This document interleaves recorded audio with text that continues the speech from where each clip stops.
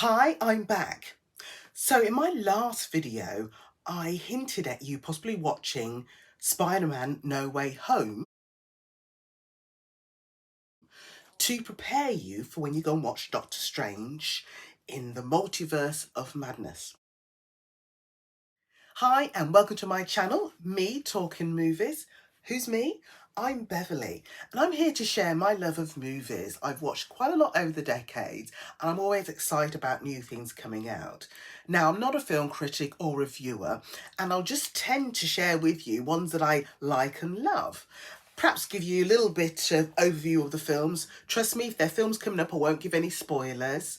Give you a little bit of info about the stars, and probably why I like them. So hopefully you'll enjoy all the videos that are coming up. If you like this one, give it a thumbs up, and whilst you're here, subscribe and click that notification bell so that you get notified as and when I drop movies.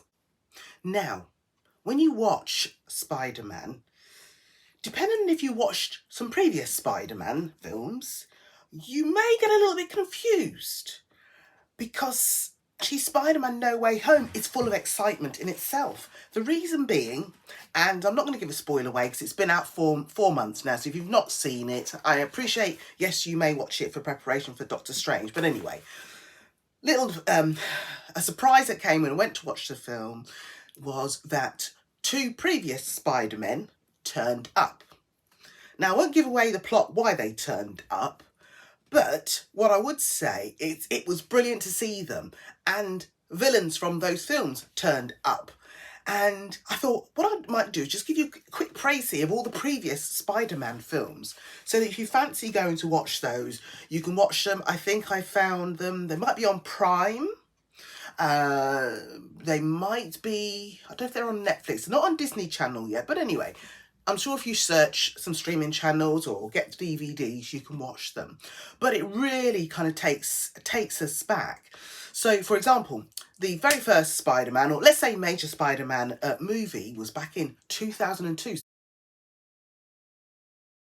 So yeah, about 20 years ago this year, Tobey Maguire starred in Spider-Man. And the villain in that film was called the Green Goblin, played by the wonderful Willem Dafoe. He's been in so many films. Then, I think it was 2 years later, he did Spider-Man II. I mean, what would you name a sequel? Spider-Man II. So the villain in Spider-Man II was Otto Octavius, and that was played by Alfred Molina. Why have I said it like that? Alfred Molina's English. I just kind of put a little Italian swing on it, and I probably insulted all the Italians out there, so I do apologise. Let's not do that again, Beverly. He then made a third Spider-Man film which came out in 2007. Now, the main villain in that was called a Sandman.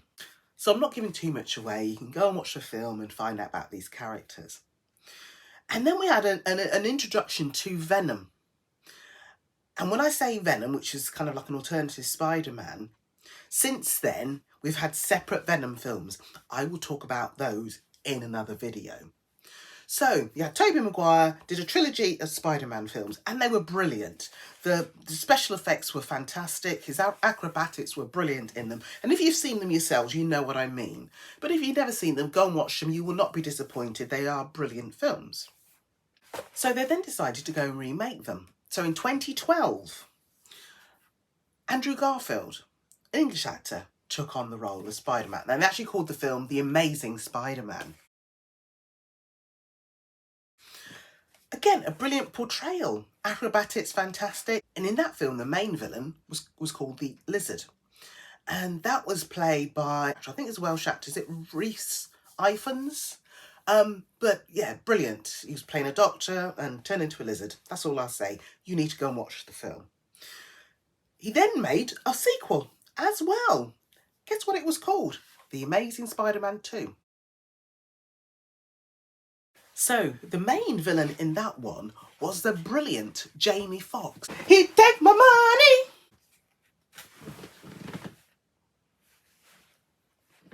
Okay.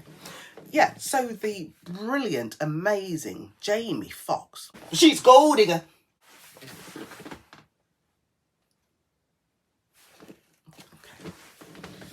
Brilliant actor, singer as well. Okay, brought out a brilliant album. Did you know he won an Oscar for playing Ray Charles because of his singing? Yes, I did know that actually. So I might let you off for that singing, but don't do it again. We don't want to hear that. So, you also had another Green Goblin appear in that film. It wasn't the one from the original. This was another new character, a younger character, quite sinister. But again, both Andrew Garfield's portrayals of Spider-Man in the films were brilliant. Special effects were on point. But yeah, I love those films. I mean, all the Marvel films, comic movie films, I love them. You get lost in them. Yeah, they're not reality. You get lost in them. I mean, I must apologise to Marvel fans out there. I didn't grow up reading all the comics. So when I'm talking to my son, my brother, my partner, they've all read the comics. So they know how well the movies are doing. But you know what? You can get lost in the movies. I did, trust me. Then we come to Tom Holland, who you'll see in Spider-Man No Way Home. Now, we first saw Tom as Spider-Man. He actually appeared in another Marvel film, Captain America Civil War, and that was in 2016. Now, I won't talk to you about Captain America, but if you remember in my last video, I said about this whole journey of the Marvel Cinematic Universe and all these films. So, Spider-Man in itself, although it's a Marvel comic hero, I believe at the time was owned, and probably still is, sort of part-owned by Sony. And they wouldn't allow the MCU to take hold of it. There is starting to be a bit of a crossover. Anyway, I think that's when the crossover started with Tom Holland being introduced into Captain America Civil War. So, after Captain America Civil War, they then did what I'd say is an origin story for Tom Holland's version of Spider-Man. That came out a year later in 2017. And that was a brilliant film. Now, what they didn't do the being bit by the spider and how he becomes by his powers. It kind of moves forward a little bit and just shows Spider-Man honing his skills, and then Tony Stark appears and kind of helps him, you know, along the way. And you get introduced to a villain in that film, which is one called the Vulture, by the fantastic Michael Keaton. I always love Michael Keaton. Beetlejuice. Whoa. Whoa, a little outburst there, we don't want those. Yes, we all know he did play that role, and many other roles as well. So yeah, that was Spider-Man Homecoming. So then in 2019, again 2 years later, they like to have these 2-year breaks, he then did Spider-Man Far From Home, which kind of leads into the current film, No Way Home. So you see what I mean by this whole journey. So Spider-Man Far From Home introduced another villain called Mysterio, played by the brilliant Jake Gyllenhaal. Was it Gyllenhaal? You know how to pronounce it, hopefully. Brilliant. Yeah, brilliant film. Again, they don't go wrong with these films. They throw a lot of money at them, and they are brilliant. And what kind of happens at the end of that film continues at the start of Spider-Man No Way Home. So it's just giving you a little bit of insight into the whole Spider-Man jargon, the whole Spider-Man saga. If you get to watch all the back ones, it's brilliant because it then all just ties together in Spider-Man No Way Home. So that's my little Spider-Man journey for you. And I say Spider-Man in the last 20 years.